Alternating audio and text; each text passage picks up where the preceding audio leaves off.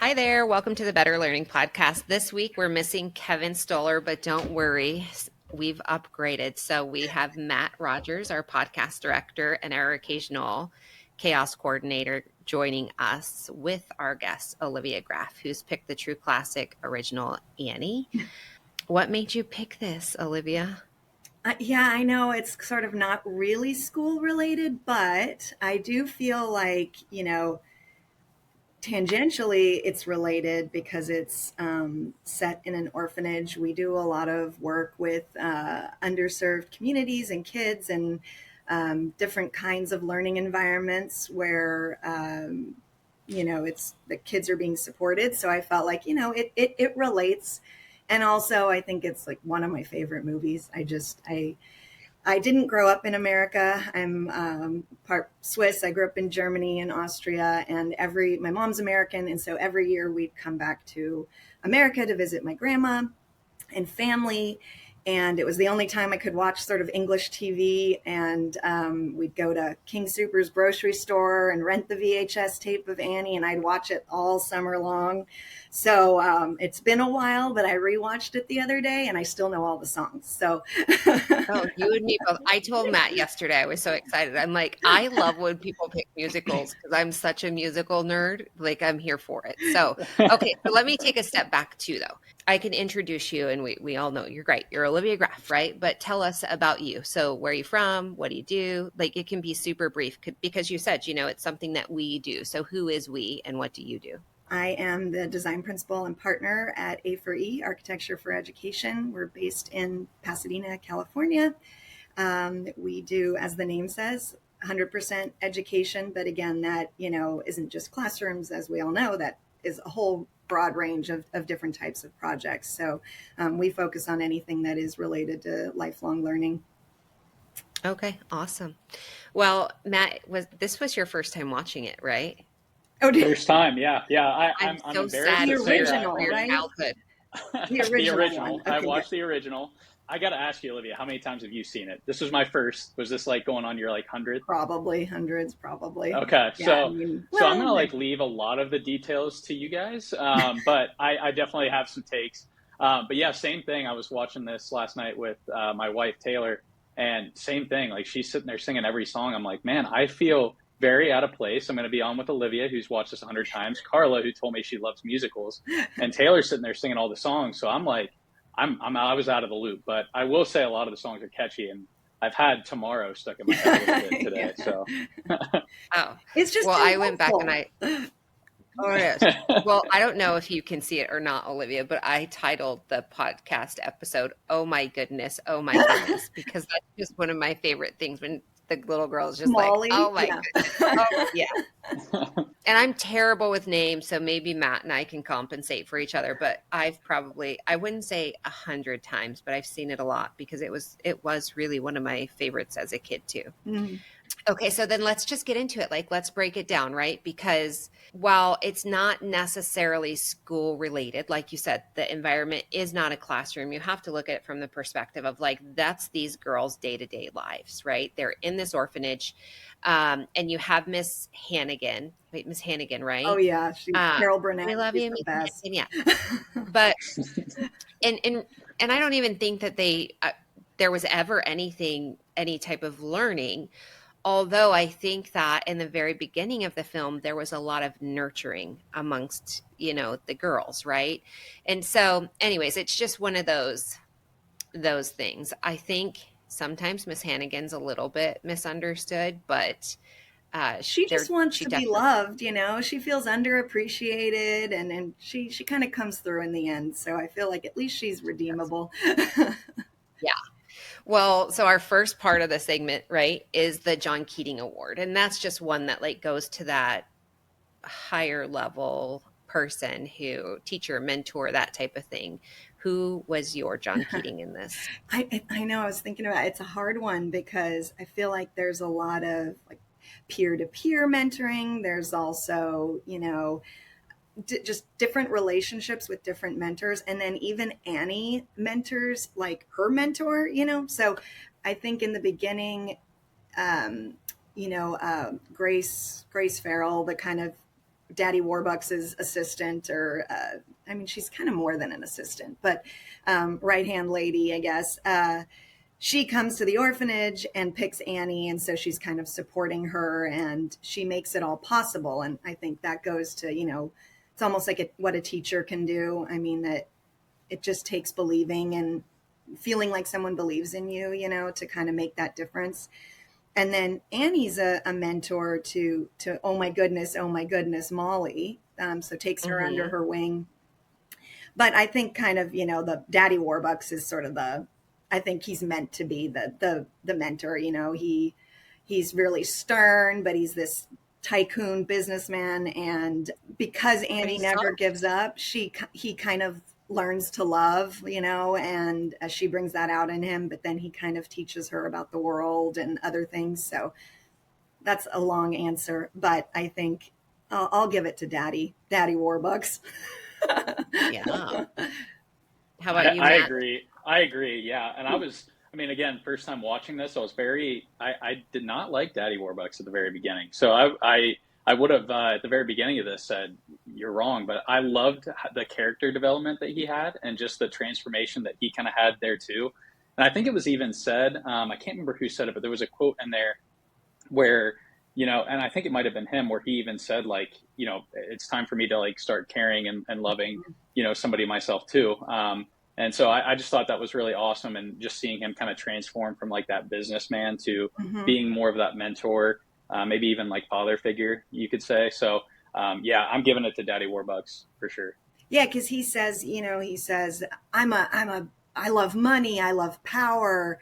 Never will I ever love children. Right. And then, and then I think Grace says something like, well, all those things will never matter if you don't have anyone to share it with, or something to that effect. And then in the end, he's also telling, when Annie starts doubting herself and thinking, I'm never going to make it. He's like, I just want to be special, or she says something to that effect. And he's like, but you are special. Never stop believing. Like, if I haven't stopped believing, you shouldn't either. So yeah, I think in the beginning, you're kind of like, oh, what a jerk. But then, but at the end, you're like, yay, Daddy Warbucks, and they're tapping together and dancing, and, everybody. I just want to know how she knows how to tap if she's been in an orphanage her whole life. I actually think I learned how to tap after that movie, I will say, when I was little. My best friend, even as an adult, has gone to do tap lessons, and she's like, I am absolutely horrendous. It's so much harder than what you would think. I'm like, you're 40 years old. You can still do it. I actually think it's Annie. And then I know she's the main character, right? But you look at her in all the different facets. You look at her even with Grace Farrell, or and with Grace in the very beginning, like she's going, hey, pick me, like red hair, upping the age, ha ha ha, sense of humor. With Miss Hannigan, she's the same thing. Like I mean, at the end of the day, I think Miss Hannigan was attached and loved Annie in a way that was different than everybody else because of who Annie was. Daddy Warbucks, right, is developing that. She sees things in every single person. And instead of just being like, hey, look at what she says to Oliver about Grace Farrell. Like, Grace Farrell is more than just your assistant. And in the end, he looks at her and he's like, oh, you look really pretty today, when she was asking if they could keep Annie. Yeah, right? Annie tells him, you never notice anything, do you? And he's like, oh, okay, Yeah, no, I'm a blubbering idiot, but I'm super duper smart, right? So I think it's Annie, because if you and not that those people don't work on developing her too, because she is such a young adolescent, but I wholeheartedly think the person who made the most impact when it came to support, love, care, and concern was absolutely by far, like, she was definitely the MVP in that for me. I see it all though. I don't know. I guess majority rules. Y'all can have Daddy Warbucks. Well, I'd say Annie's the hero for sure. I mean, Annie was who I wanted to emulate. And like, I mean, I think even if I was older than her, I still kind of, always thought she was always had this positive outlook, even when things were going bad. And she was caring of other people and just confident, I mean, I think that probably why, Matt, you haven't seen it. It was a really good movie for girls. It was a lot of girls supporting each other, women supporting each other. I never felt like Daddy Warbucks was even a main character, even though his name is sort of, known, but it was kind of all the other women. So yeah, for sure. I So could get on looking board at, with you and Annie if okay. Oh, I Matt, could be you're the convinced. outward one. Can you do it? Can you do it? No, we don't all have to agree. And I think too, like the great part of it is seeing the different perspectives in these videos or in these movies and what each person takes away too. Well, when we look at the cliques, right? You have the orphans, you have Miss Hannigan, you have, I don't know that these could be realistically considered cliques, Well, the but bullies. You have the bullies, and then that's true. Well, and two, you have the rich kids, right? the Which would haves be, and the have-nots. Yep. Yeah. So I feel like that they said it lets the show shows every stereotype, right? And then kind of gives each of them a song too, which is the musical part, Matt. I know. You're gonna come along with it one of these days. Next thing I know, you're gonna be watching. The one thing I was worried about today, I was like, gosh, I hope they don't make me sing. Oh, that's at the end. That'd be a good intro. That'd be a good intro to the episode. No. That's at the end. We know you know all the words, Olivia. But you are right. Like it had everyone, and I didn't think about the haves and the have-nots or anything else like that. And then too, you just had like the naughty people, Rooster and his girlfriend. Yeah, they were kind of evil, Yeah, they were awful. Yeah, awful. Yeah, It's just not even good people. But even stealing from his sister. But Tim, and I even thought Rooster so good. We might get the good side in Rooster at first. You kind of saw him like, I think it was Lily kind of getting in the purse, stealing some things, and he's like, "Hey, you shouldn't be doing that." And then behind the back, then he's the one. It was all a plot where he's then stealing all the money and he's getting behind it. So I'm like, okay, Rooster's in on it too. He's a bad guy as well. So I've always wondered their storyline. So obviously, Miss Hannigan and Rooster are siblings, but how do you get these two people? What was their storyline? Oh, we could make a sequel. I think that somebody definitely should, for sure. Olivia, on the cliques, where are your thoughts at? Yeah, I don't know. Yeah, I was thinking, there's the sort of the bullies, both at the orphanage, right? Pepper is sort of the, she's mean to the kids, making them scrub the toilet and, doing all her work for her. And, but she comes around, she's like redeemed in the end, she comes around and tries to save Annie from Rooster and crew. There's kind of like also the people who are against Annie and for Annie, like she escapes the orphanage in the laundry basket. and they're all trying to help her, but then she finds a dog, Sandy, and the dog catcher is after her dog, but then she gets past that situation. So I don't know. I think there's always these kind of like, those against her and for and there to support her. So yeah, for sure. Mm-hmm. Yeah, I'll just add on top. I think this is more higher level, but I also noticed that there was just this whole stereotype around just like the orphanage and like institutional care too, where like, these kids just have like, like they're like just all they're doing is working and they're there to just kind of always do work. And you kind of see that when she gets to Daddy Warbucks' house and they're like talking about like, well, what do you want to do first? And then she's just immediately jumping to like, well, yeah, I'll clean the floor. Like I'll do, yeah, And so I just think like, I just thought that there was a whole stereotype around that whole concept and what that lifestyle kind of looks like too. Oh, well, even to push that forward though, think about the conversation when he had put the ad out in the looking for her parents, right? And he flew her to the president. So what was it? Roosevelt was the president. And he was sitting there talking about how we can make it better. But realistically, what he was talking about was putting these kids to work in different environments, in parks and in whatever else. And then Mm. what? They can make money and they can send it back to their family, or they can, and I'm going, what?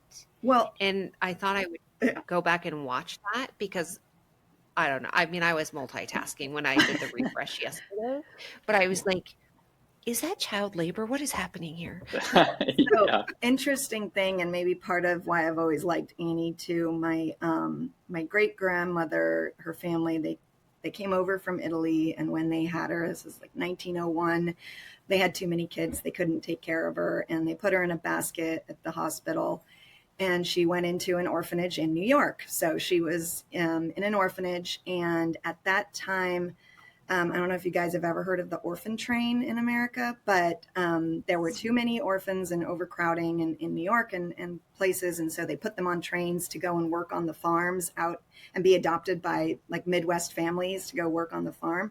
So my great grandma was put on the orphan train and ended up with a nice family. And I mean, she was one of the lucky ones. She ended up with a nice family out in Kansas. But yeah, it's like 250,000 kids or something that got put on these trains to go.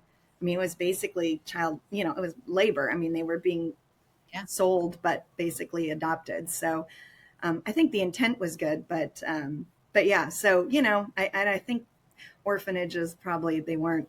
It's probably accurate, Mm. the way that it's depicted in Annie back then, right? Set in the 1930s. Yeah. So Well, Sure. if there was a homecoming scene in this, what do y'all think that it would be? I would say it's got to be like the bridge scene, like at the very end. I mean, I guess technically it is kind of like an actual homecoming scene, right? Like she's getting away and then she's going back to Daddy Warbucks' house. So she actually is going home. So maybe that's a good one. But honestly, I that was just my favorite scene. I was like on the edge of my seat the whole time. Stop, you were on the And edge of your seat. yeah, that was a great part. That just like her kind of outrunning him on the bridge, and he's starting to catch up, and I'm like, man, this isn't looking good. But then for it to all kind of come back full circle, and yeah, just that whole scene, I thought that was a great way to just kind of bring it all back together. So that was my Yeah. homecoming scene. How about you, Olivia? maybe I was misunderstanding homecoming, but now it kind of makes sense. But when they're all in the orphanage and they're singing "It's a Hard Knock Life," right? Yeah. And they're We got you to dancing up sing. and down the We didn't even have to. stairs, and yeah, and they're I don't know. I've always loved that scene, how they're all coming together. They're doing the big sort of dance number, all the kids. And I'm sure at some point when I was little, I was like, I want to be an orphan, but no. you know. It could be interesting.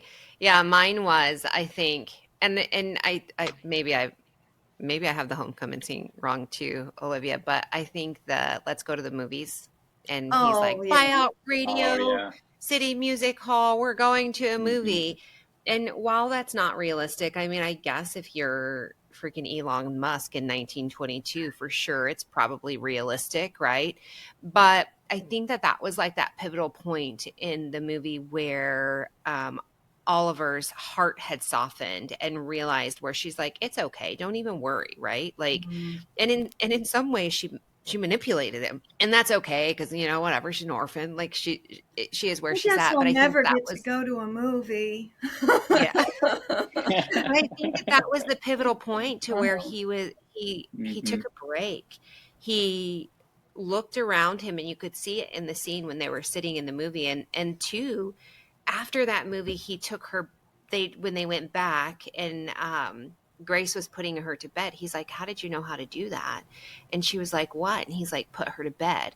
And she's like, "What are you talking about? You did it too, right?" And Mm. and that in that moment, it was sort of like, this is a person and a different type of person, and there's a different opportunity to show up. And so I think that was like the pivotal point in the movie Mm-hmm. where he Turning sort point. of Yeah. changed. And so to me, that's what homecoming Mm. scene, the spirit behind homecoming scene. But I don't necessarily know, Matt. Mm. You're Oh, the that's a good director, one. you should tell me. No, I think you guys are definitely right. I thought there was just a good play on words with it being the actual homecoming scene. I mean, she's going home, so I had to say that was mine. I think you guys are on the right track with the actual meaning behind it. I was watching it, I was a little envious of Rooster's ride down that thing where he landed on On the the trampoline? Was it a trampoline or or was it a pillow? They were yeah. blowing Yeah, it it up was or like a whatever.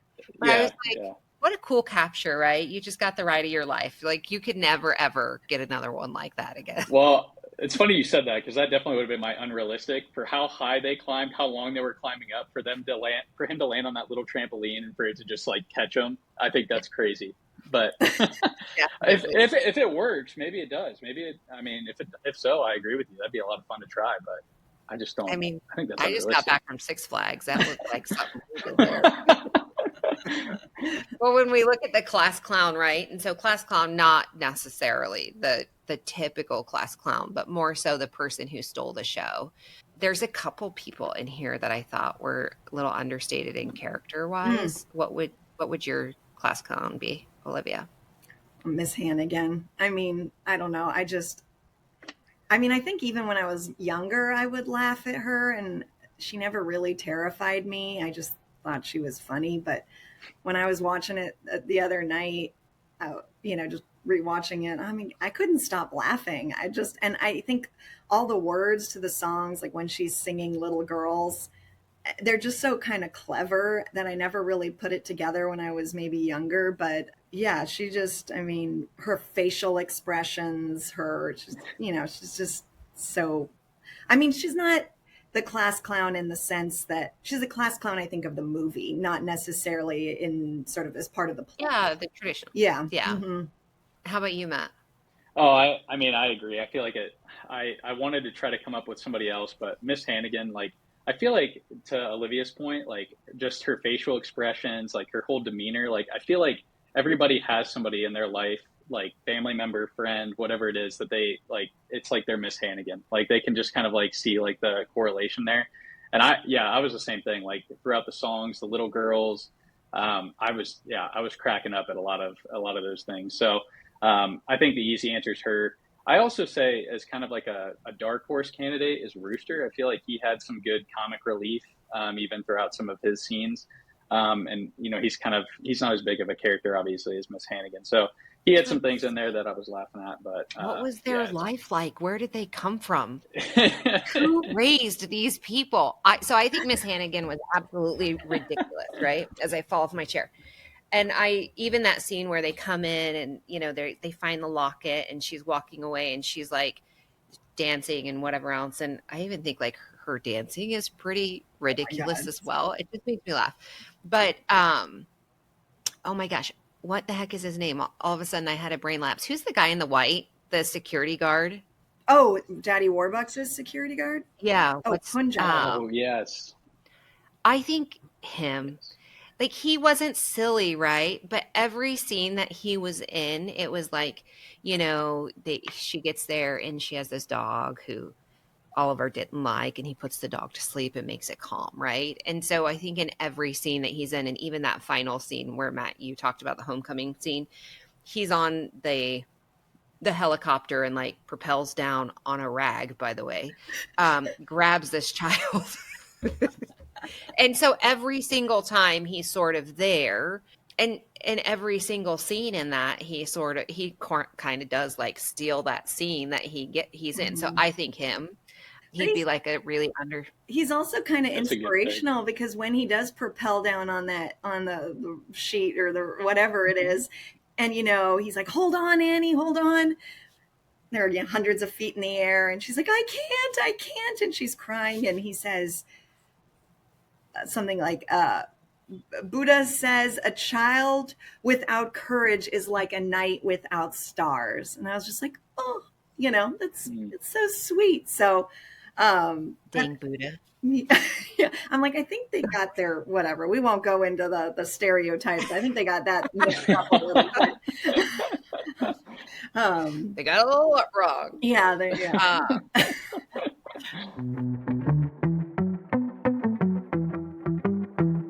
When we work with schools at K-12, it's not just about furniture or design, it's about impact. Our radically student-centered approach puts students at the center of every decision. From that first conversation to the final walkthrough, we're focused on creating spaces that actually work for the kids, the teachers, and the community. So if you're looking to do more than just check a box on your next project, let's talk. Visit K12.com, that's KAY TWELVE.com, and see how we're helping schools transform learning one student at a time. Because at K-12, it's not just about projects and furniture, it's about purpose.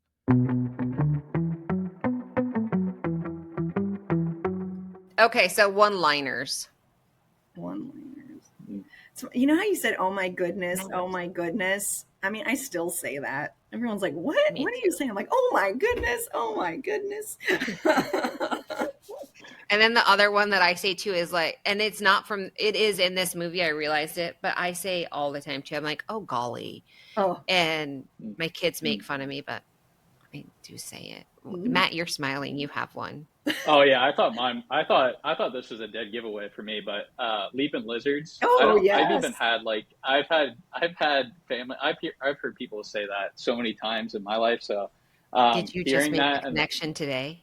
Yes, I did. I just made the connection. Well, when I watched it last night, yes, I just made the connection then Oh at my that point. gosh, Matt. So yeah, I've heard that so many times, and to hear that was hilarious. And I also thought it was just great that it was Annie that was saying at the beginning, and then to hear Daddy Warbucks in the end say it back, at the very end to tie it together. And Miss Hannigan awesome, says it too. She makes fun Yeah, of Annie. yeah. Like she's like, Leaping lizard. Yeah.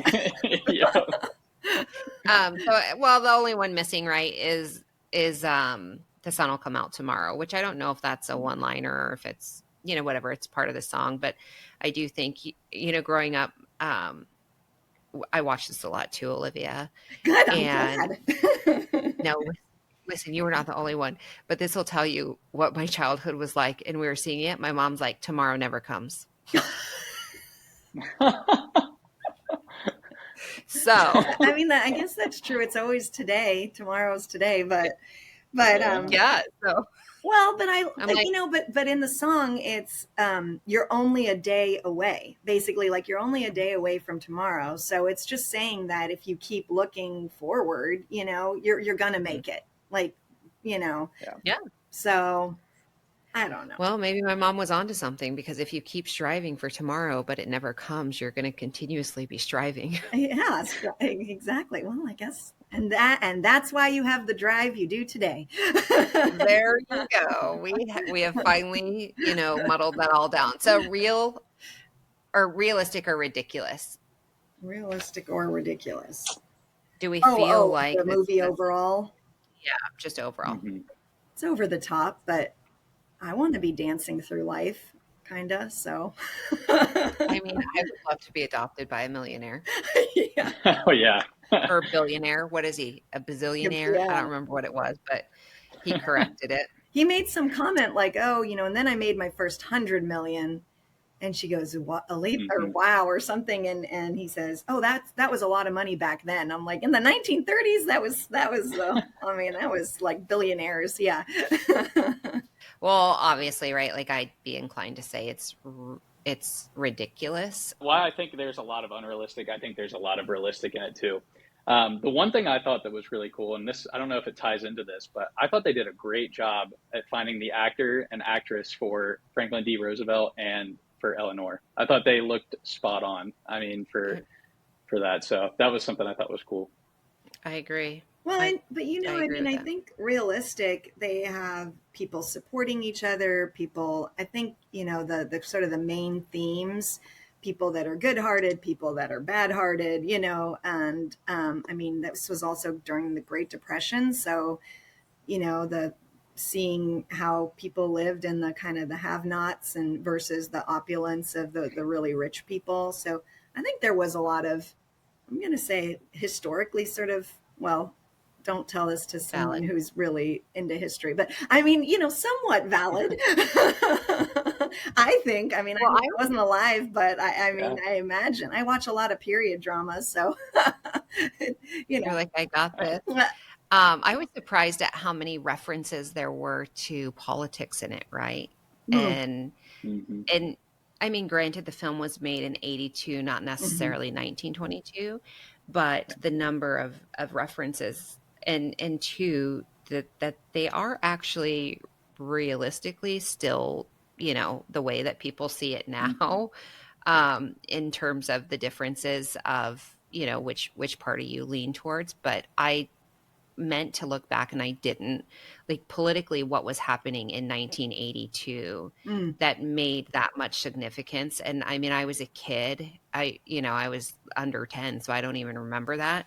But I meant to go back and look at it and just see. But I mean, I do at the end of the day. It's based on a musical from I think in the 70s is when the musical, and actually, which is based on a cartoon from the 20s, Little Orphan Annie cartoons. So I don't know how much they added in the 80s movie versus, our themes that were always in there, even in the 20s. But I think they did a good job of it where you can kind of form your own opinion. Yes, I thought it was kind of interesting how they show you all the different opinions and sides and yeah, for sure. in between all the singing. Well, I mean, 1982, there definitely wasn't cell phones and there was not internet, I don't even think, right? 1982. So if we look at like the iPhone effect, what would technology and the changes in technology, how would it impact like a true modern Annie? Yeah, I mean, I kind of dipped into mine a little bit on the last category, but I think the biggest one for me that stuck out when I was watching that was how, like child services had no background information on Annie and couldn't like really tie anything back when the parents are coming in and doing interviews. Like I thought that, today, I mean, that's obviously not going to be the case. They're going to be able to figure that out pretty quick.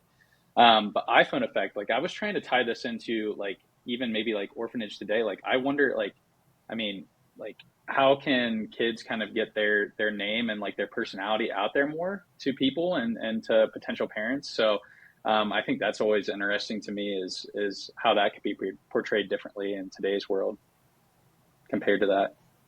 I thought of those puppy commercials, where they talk about it. Imagine if you had like an orphan stream. You think about like People of New York where they highlight individuals or, even towns and municipalities highlight specific employees or things like that. How could you not highlight these orphans and just be like, she's available? I don't know what you would say, but she would do her whole red hair and 10 years old and whatever she's doing, she'd do that. Yeah, I mean, I don't even remember, but I think Warbucks would definitely be canceled within a week for sure. Like, yeah, he was having troubles with his public image back then. Imagine if there was the technology we have now.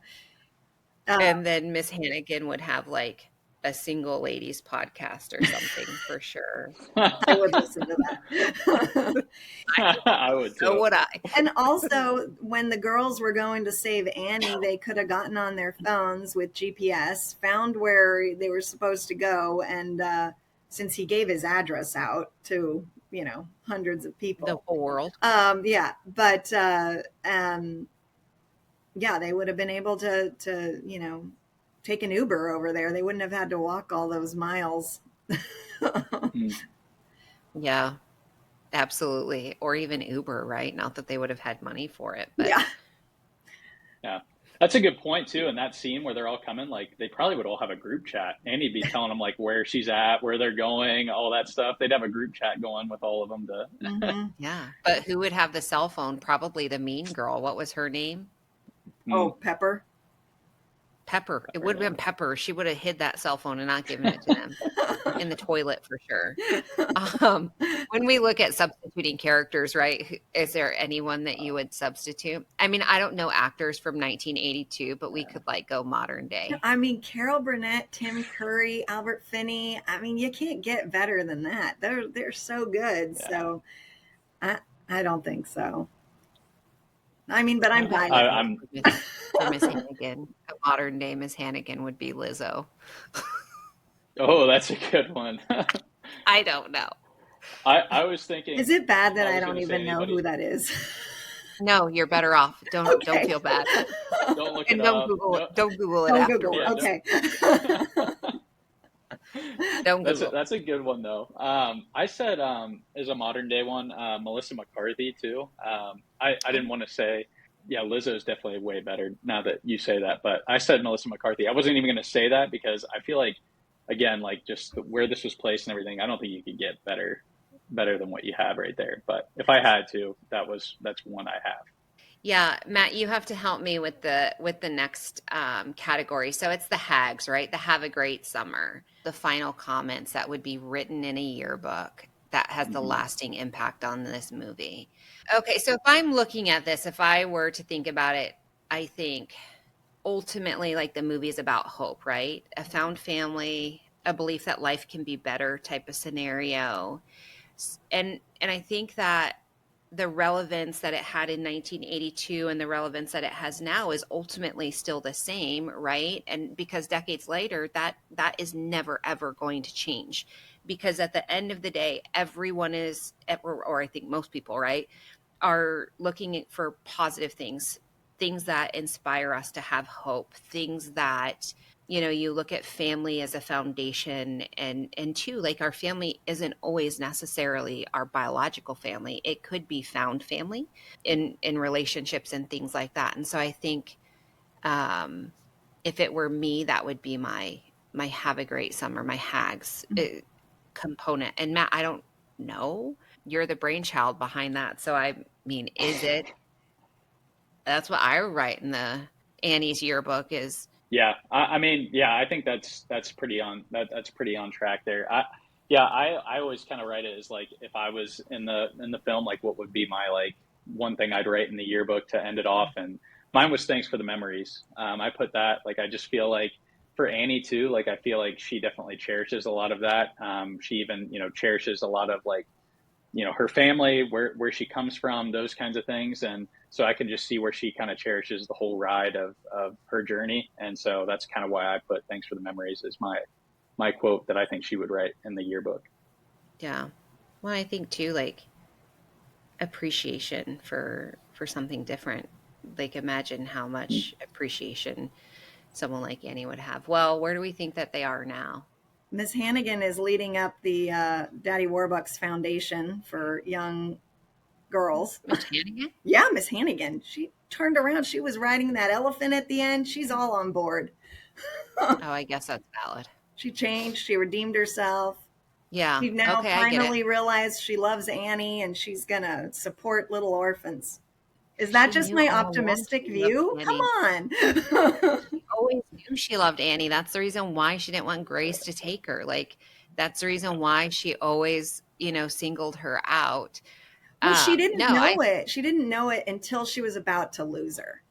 When she's like, "Oh my God, Rooster's going to kill Annie," it's like she realized that she's just been putting up a wall, and she really cares about, about Annie especially. But yeah, so okay. Yeah, I agree. I think, yeah, like consciously, I think she like realized it in that moment. But like even throughout the movie, like when Daddy Warbucks like wants to sign the paperwork, like that's the only thing I could think of is like she wants to be super protective, doesn't want to let her go. Like deep down, she actually does have that appreciation. Maybe she doesn't realize it yet. And then it was great that it really showed it at the end there that Well, the she really softness did of have it that came out appreciation. there. But even think about Hmm. when Annie was in that doorway and she's like red hair again, going up in age, someone putting, and she's like, "Oh, you don't want her. She's yeah, I know, you do not terrible. want her. She needs to stay here with me," right? Like, yeah, I mean, I can see that, Olivia.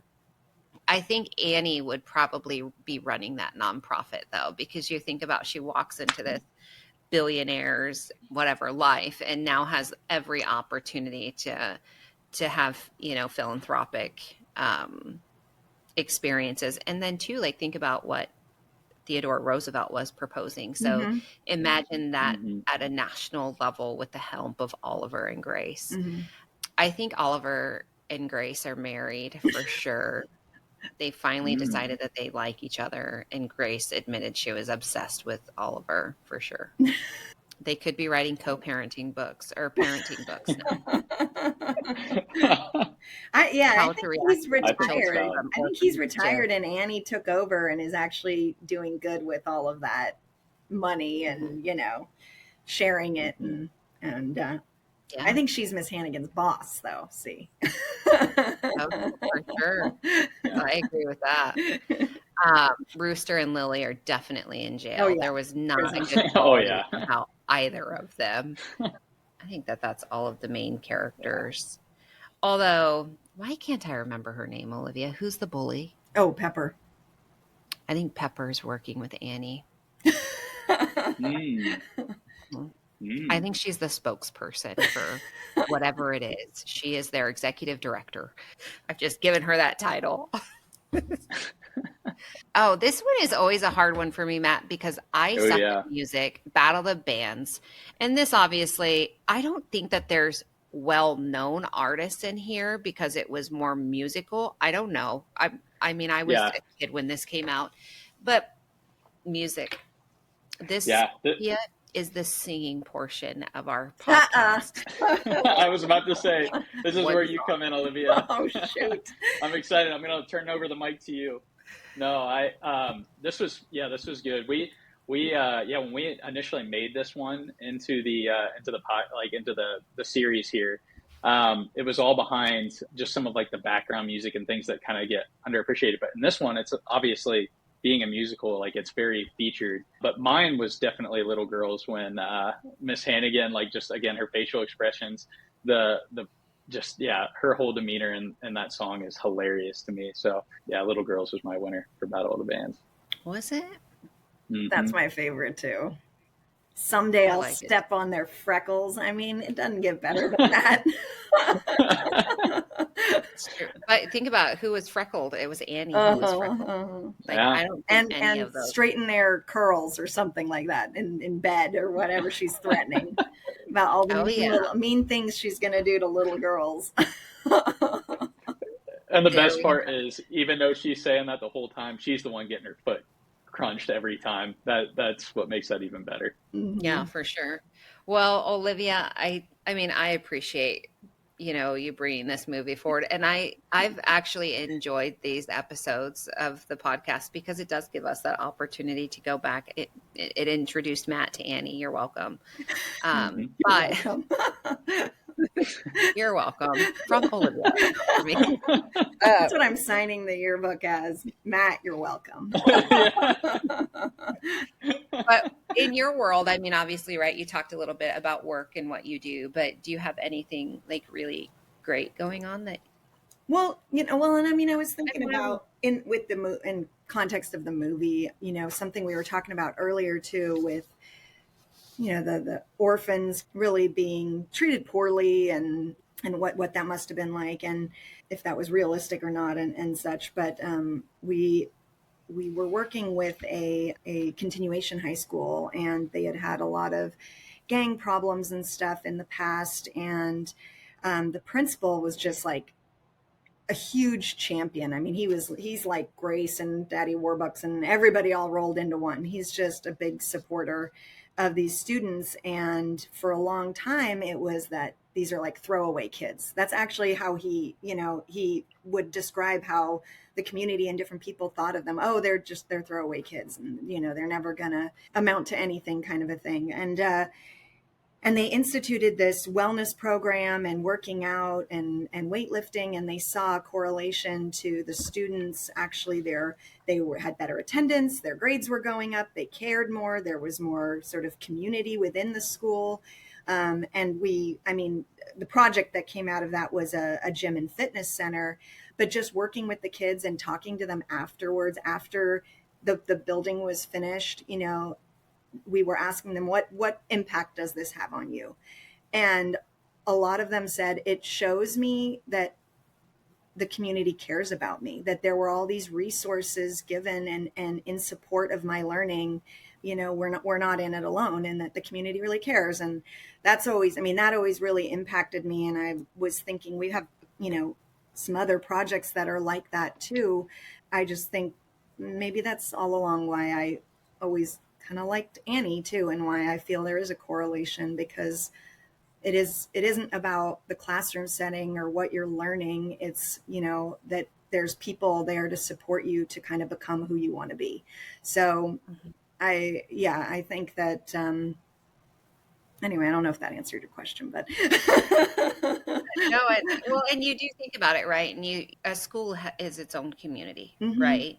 And culturally, what that looks like for each student that's there, or whatever environment you're creating that people learn in, whether or not it's a gym or a fitness center, or even sometimes a corporate learning center. It's a place where you go to thrive and you feel engaged. And I mean, there's a sense of longing for learning and development and all of those aspects. I get it. I get what you're saying. I'm picking up what you're putting down. I mean, we work with, it's a really great foundation called Boys Republic in Chino, California. And all the boys there are high school age. They're wards of the state. They've been to juvie.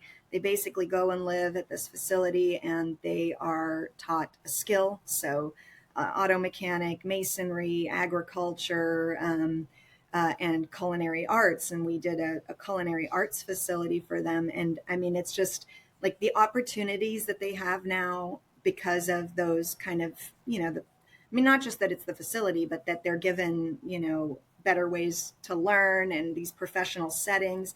I mean, they're going off and they're becoming chefs. They have the actual students do baked goods for the Pavilion's grocery store chain. Like, I mean, it's just, it's just shows when people care and put their resources towards it, the opportunities. And that was the same for Annie. I mean, she ended up lucky, right? She got a bunch of opportunities because, well, she's awesome, but people believed in her, you know what I mean? So.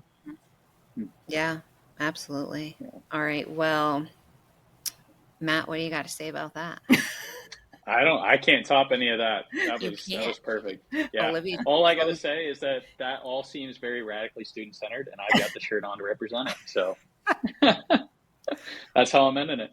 I love it. Well, okay, so that's it for today's episode, and a huge thanks to Olivia for bringing us the magic of Annie. So, I truly do. Like, I definitely appreciate it. So, if you enjoyed the episode, be sure to subscribe and leave us comments. Head over to betterlearningpodcast.com. Thank you for listening. The Better Learning Podcast is produced by Matt Rogers and edited by Kelly Jones. The views and opinions shared on this podcast are those of the individual speaking and do not necessarily represent the perspectives of their affiliated companies, organizations, or associations.